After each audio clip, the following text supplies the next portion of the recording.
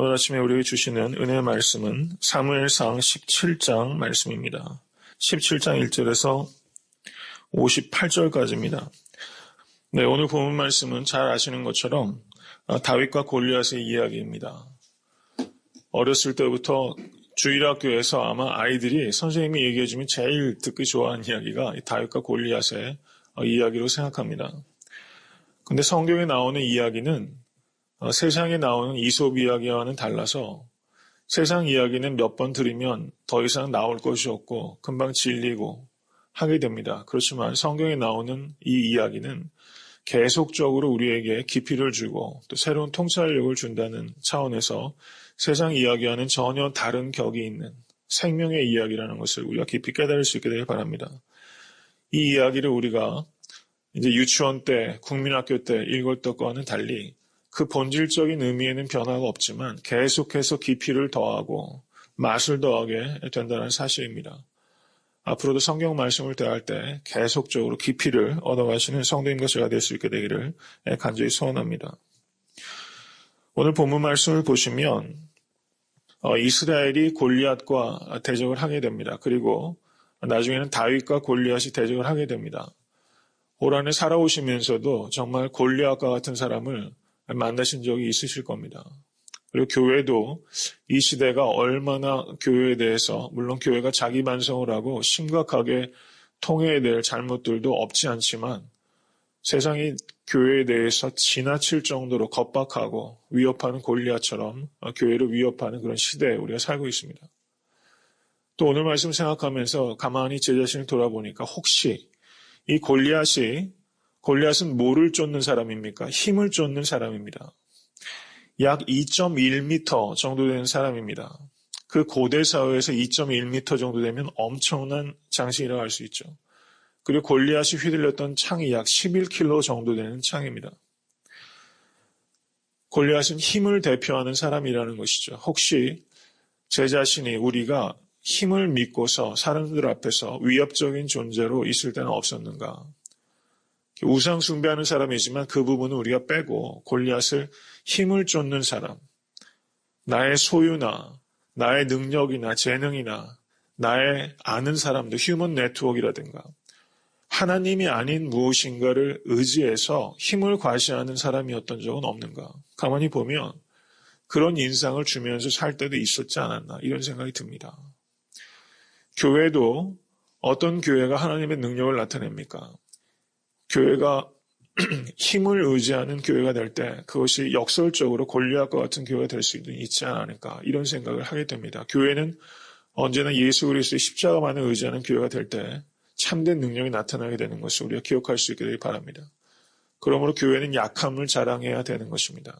교회가 강함을 자랑하는 것이 아니라 약함을 자랑하는 교회가 되어야 된다 이런 생각을 깊이 하게 됩니다. 이제 본문 말씀을 살펴보도록 하겠습니다. 지금 블레셋과 그야말로 큰 전쟁 가운데 들어가서 양쪽 골짜기 한쪽엔 이스라엘 사람이 한쪽엔 블레셋 사람이 대적을 하게 됩니다. 그리고 골리앗이 나와서 이스라엘을 모욕합니다. 그때 이스라엘 백성들은 사울을 포함해서 모든 이스라엘 사람들이 두려워 떨었다고 말하고 있습니다. 그런데 이 전쟁 가운데 이새의 8아들 중에 3아들이 징발된 상태입니다. 엘리압과 아비나답과 셋째 삼마 8아들 중에 3아들이 징발된 것을 봤을 때 나머지 아들은 군대에 끌려갈 만한 체력적인 조건이 되지 않았다고 할 수 있겠죠. 거꾸로 말하면 다윗이 지금 골리앗과 맞설 만한 완력을 가지고 있는 사람이 아니라는 것입니다. 정말 소년이라는 것을 이것을 통해서 우리가 알 수 있습니다. 15절 말씀을 보시면 다윗은 사울에게로 왕래하며 베들레헴에서 그 아비의 양을 칠 때 그러니까 다윗이 사울의 궁전에서 수금을 타면서 왕을 위로하는 동시에 또 기회가 될 때마다 아버지한테 가서 양을 치던 아이였어요. 분주하게 맡겨진 소명을 감당했던 소년이었습니다. 귀하다는 생각이 듭니다. 맡겨진 일들을 분주하게 오가면서 최선을 다하고 지금 또 아버지가 명해서 지금 이 전쟁터에 지금 볶은 곡식과 떡과 치즈를 가지고 또 전쟁터에 가는 모습, 매우 순종적인 아들이라는 것을 우리가 다윗을 통해서 알 수 있습니다. 거기에 도착했더니 또 때마침 골리앗이 나와서 이스라엘 사람들을 모욕합니다. 그때 이 다윗만이 거기에서 그 의분을 참지 못하고 나와서 크게 외칩니다. 이 할례 없는 블레셋 사람이 누구간데 사시는 하나님의 군대를 모욕하겠느냐 라고 말하면서, 말하자면 얼굴에 여드름 자국이 숭숭한, 얼굴이 불그스름한 정말 약관의 소년이 거기서 떨쳐나와서 어느 장군도 그리고 사울조차 보이지 못한 기계를 보이면서 이 할례 없는 블레셋 사람이 사시는 하나님을 모욕하는 것에 대해서 격분을 참지 못하는 모습을 보게 됩니다. 저는 우리에게 이런 격분이 있게 되기를 간절히 바랍니다. 하나님의 이름과 교회가 모욕받는 것에 대해서 이 참을 수 없는 격분, 격통, 큰 통증을 우리가 느낄 수 있게 되기를 간절히 소원합니다. 지금 전쟁터에 음식물을 가지고 온 다윗이 자기가 이 전쟁 가운데 들어가게 돼서 골리앗과 맞서게 될 것이라는 걸 상상을 못했죠. 상상할 수가 없는 상황에 급박하게 돌아가는 것입니다. 이것을 통해서 우리가 생각해야 되는 것은 영적 싸움에서 제외된 사람은 한 사람도 없다는 뜻입니다. 영적 전쟁은 목회자에게만, 그리고 평신도 리더에게만 있는 것이 아니라 우리가 정말 참된 그리스도인이 되는 순간 우리는 전쟁에 돌입한 겁니다. 영적 전쟁에 돌입한 겁니다. 그런데 우리가 혹시 영적 전쟁은 일부의 특별한 사람에게만, 직분자에게만 국한된 것이다 라고 생각한다면 그것은 착각이라는 것입니다. 우리의 싸움은 혈과 육에 대한 것이 아니요 정사와 권세와 이 어두움의 세상 주관자들을, 하늘에 있는 악의 영들에게 대합니다. 우리 모두 영적 전쟁 가운데 돌입한 상태다. 전시다. 이거를 알고 있어야 됩니다. 이거를 기억해야 되는 것입니다. 대한민국도 지금 휴전 상태라는 것이죠. 그것을 알고 생각하는 것과 그것을 생각하지 않고 살아가는 것과는 큰 차이를 만들어낼 수밖에 없는 것입니다. 우리는 전쟁에 돌입한 상태다. 그렇기 때문에 날마다 깨어서 기도하라고 말씀하겠다는 사실입니다. 우리가 영적 전쟁을 감행하고 있다는 것을 기억하시고 늘 말씀과 기도 가운데서 깨어있을 수 있으시게 되기를 간절히 소원합니다. 그때 다윗이 누구간데 사시는 하나님의 군대를 모욕하겠느냐, 이렇게 저가 의문을 나타냈을 때 28절 보시기 바랍니다. 장형 엘리압이 다윗의 사람에게 하는 말을 들은지라 그가 다윗에게 노를 바라여 가로되 내가 어찌하여 이리로 내려왔느냐, 들에 있는 몇 양을 네게 맡겼느냐, 나는 내 교만과 내 마음의 완악함을 아노니 내가 전쟁을 구경하러 왔도다. 참 말을 몹쓰게 하고 있다는 것을 알 수 있습니다. 왜 이렇게 사람이 형편없어집니까? 이것은 이 엘리압은 지금 하나님을 바라보지 못하고 골리앗을 바라보고 있기 때문입니다. 우리가 환경에 사로잡히게 되면 사람이 이렇게 형편없어지는 겁니다. 지금 말제 동생이 오랜만에 만난 전쟁에 군대에 있을 때 면회 오는 가족 보면 반갑지 않습니까? 더구나 전시에 먹을 것을 가지고 말제 동생이 오면 응당히 반갑다, 먼 길 오느냐고 애썼다, 전쟁터인데 그 용기를 내었구나, 이렇게 말하면서 부모의 안부도 묻고 하는 것이 마땅한 일이고 아름다운 일이고 해야 되는 일인데 지금 그렇게 못하고 있다는 것이죠. 이렇게 되는 경우가 많이 있다는 사실입니다. 우리가 하루하루 살아가면서 예외가 되는 사람은 한 사람도 없습니다. 예수 그리스도의 십자가를 바라보면 사람이 품위가 있어지고 아름답게 되고 또 사람이 지켜야 될 것들을 지키게 되는데, 우리가 환경에 바라보고 또 우리가 하나님으로부터 떠나게 되면 우리가 이렇게 늘 삐딱한 말을 하고 아름다운 것도 뒤틀어서 보게 되고 격하게 말하고 폄하하고 교만하다고 말하고, 이렇게 말하는 이 엘리압의 모습이 바로 우리 안에 있는 모습이라는 것을 우리가 깨달아야 됩니다. 얼마나 엘리압처럼 말하며 살아오는지 우리가 알 수가 없습니다. 선한 것과 참된 것과 아름다운 것을, 그것을 그대로 볼 수 있기 위해서는 우리가 골리앗을 볼 것이 아니라 눈에 골리앗이 있는 겁니다. 2미터가 넘는 거인이 아니라 온 천하 만물을 지으신 광대하신 하나님 앞에 내가 사로잡힐 때, 골리앗 따위가, 이 할례 없는 자가 그렇게 우리가 극복하고 이길 수 있게 된다는 것을 기억하실 수 있게 간절히 축원합니다. 보이는 골리앗이 아니라 보이지 않는 하나님께 사로잡히게 하소서. 이 기도를 매 순간 드리지 않으면 우리는 어느 순간에 골리앗을 보고 있는 그 나를 발견하게 된다는 사실입니다. 이제 다윗이 전쟁에 돌입하게 됩니다. 다윗의 싸움은 세 가지 특징이 있습니다.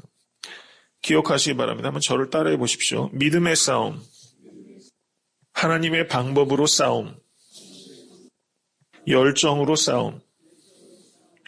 이 세 가지입니다. 믿음으로 싸우고 하나님의 방법으로 싸우고 열정으로 싸웁니다. 다윗은 달려갔어요. 열정으로 싸웠습니다. 이 세 가지 싸움. 이것이 우리가 골리앗과 같은, 우리는 매 순간 골리앗을 직면합니다. 오늘 예배당을 나가면 또 오늘의 골리앗을 만나게 돼요. 이 골리앗을 우리가 어떻게 싸울 것이냐. 기본적인 것이죠. 믿음으로 싸우고 하나님의 방법으로 싸우고 열정으로 싸워야 됩니다. 이 세 가지로 싸우면 골리앗이 넘어갑니다. 이것을 우리가 믿어야 되는 것입니다. 다윗이 전쟁 가운데 나가려고 할 때 사울이 뭐라고 말합니까? 33절 보시기 바랍니다. 사울이 다윗에게 이르되 내가 가서 저 블레셋 사람과 싸우게 능치 못하리니 너는 소년이요 그는 어려서부터 용사임이니라. 맞습니까? 틀립니까? 맞는 얘기예요. 현실적인 이야기입니다. 그런데 어떻습니까? 맞는 얘기인데 이것은 현실 이상을 보지 못하고 영적인 차원을 바라보지 못한 겁니다. 이게 골리앗에 사로잡힌 사람들의 한계예요. 믿는 사람은 현실을 무시하지 않습니다. 그렇지만 현실에 사로잡히지 않습니다. 그런데 상식적인 사람도 이게 참 문제인 것 같습니다. 교회 안에 우린 영적인 사람이 되어야 되는데 우리가 상식적이지도 못할 때가 너무나 많아요. 상식 밖의 일들이 교회에 너무나 많이 횡행하고 있다는 사실입니다. 우리는 상식적인 것은 기본이고 영적인 창업까지 나가야 되는 것입니다. 근데 지금 사울은 완전히 현실주의자, 현실밖에는 못 보는 사람이 되고 있다는 것이죠. 마치 10명의 정탐꾼과 같다는 것을 우리가 보게 됩니다. 그때 다윗이 34절에서 36절까지 이야기를 하면서 간증을 하고 있어요. 간증. 우리가 현실을 돌파할 때 이런 체험이 필요합니다. 이런 간증이 성도님과 저에게 있을 수 있길 간절히 바랍니다. 사자와 곰을 이야기를 해요. 사자와 곰이 쳤을 때 내가 따라가서 그것을 치고 그 입에서 새끼를 건져내었고 그 입에 들어가 있는 새끼를 건져낼 정도 얼마나 급박한 상황입니까? 그걸 건져냈다는 거예요. 그 수염을 잡고 늘어진 겁니다. 그리고 쳐 죽였다.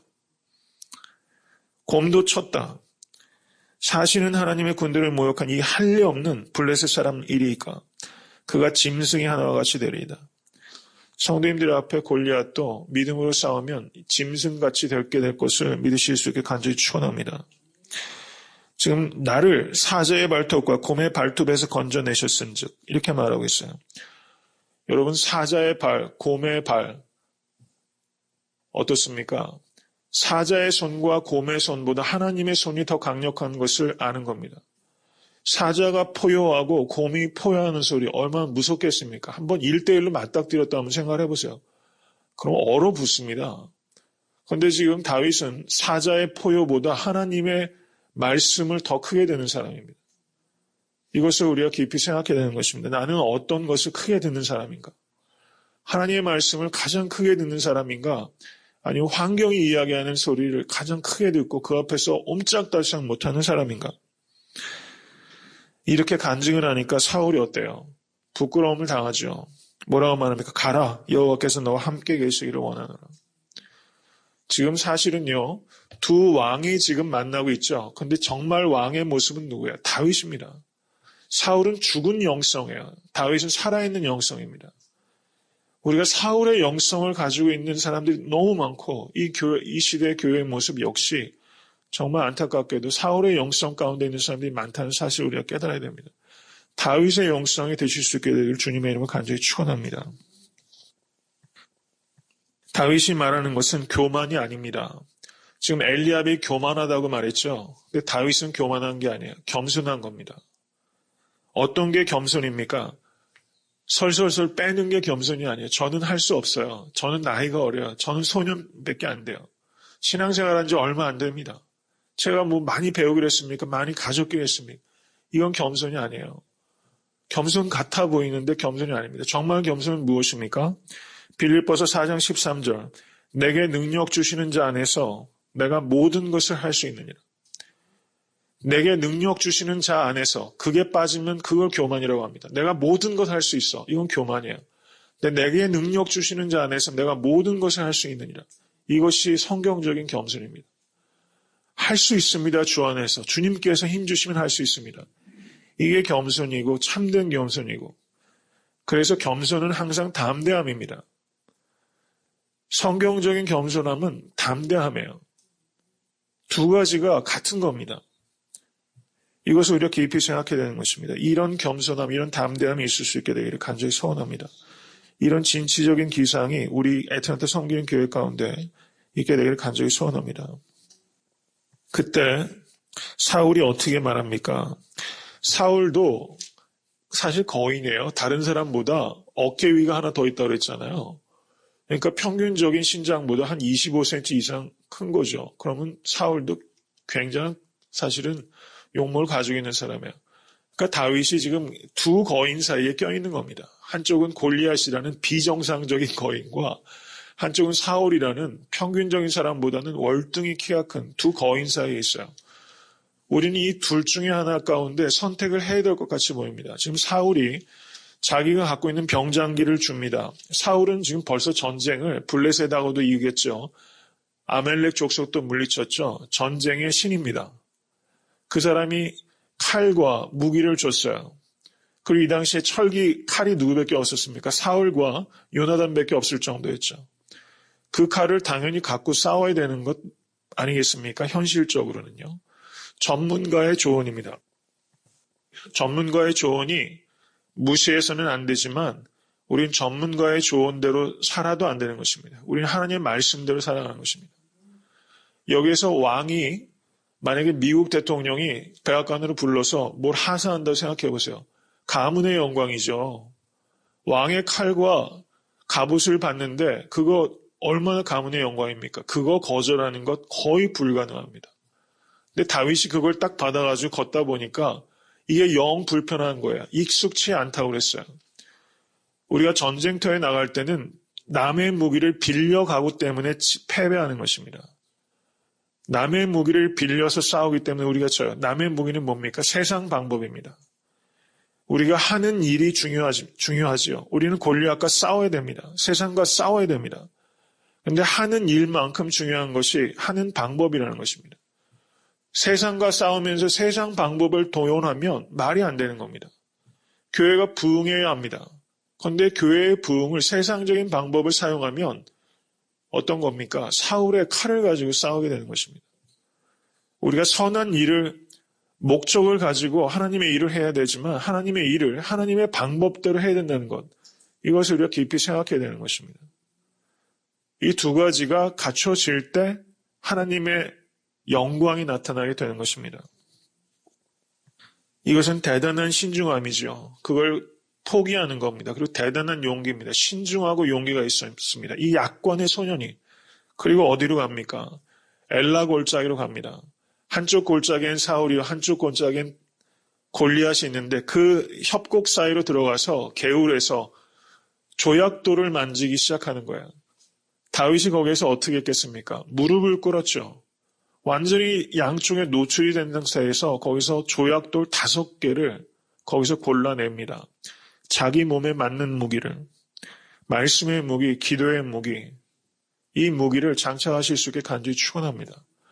여러분 확신이 있기 때문에 5개만 넣는 거예요. 주머니에 저 같으면 그냥 꽉 채워놓을 것 같아요.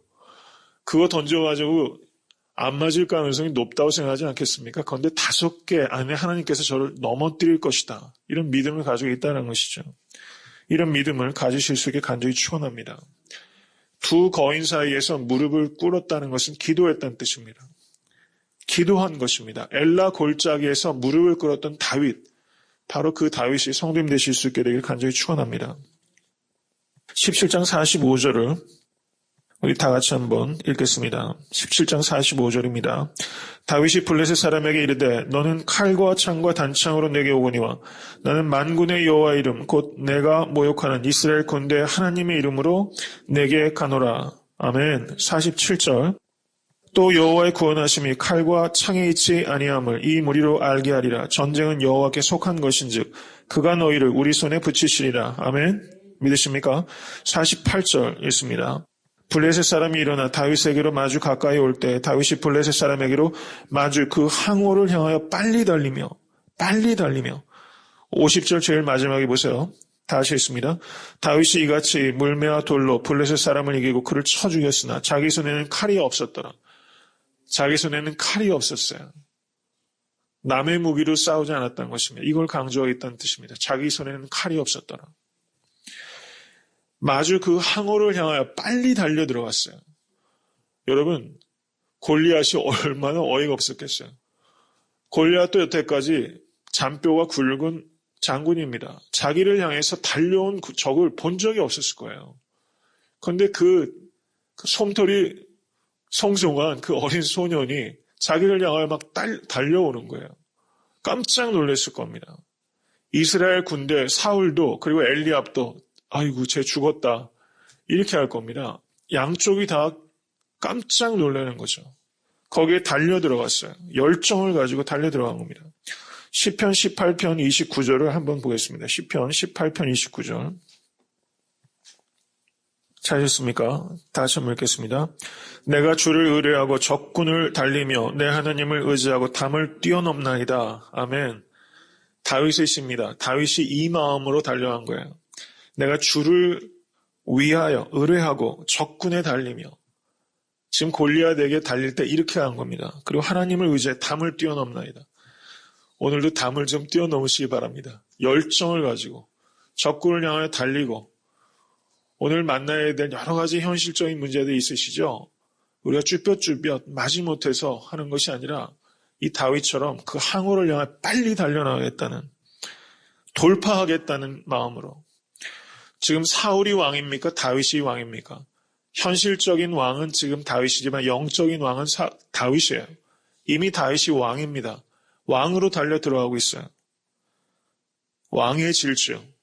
이 다윗의 질주는 왕의 질주입니다. 이런 다윗과 같이 싸우실 수 있게 간절히 축원합니다. 골리앗을 그 머리에 세차게 맷돌을 박아놓고 그를 쓰러뜨리고 큰 승리의 계가를 올리시고 주변의 많은 사람들에게 성도님들께서 빨리 달려나가는 그 모습을 보면서 영감이 일어나고 나도 좀 달려야겠다 이런 생각을 일으키실 수 있는 그런 질주. 사도 바울이 나의 달려갈 길을 다 달리고 마쳤다 이렇게 말하지 않습니까? 사도 바울의 달리기가 이런 달리기 아니겠습니까? 달려가실 수 있게 되기를 간절히 축원합니다.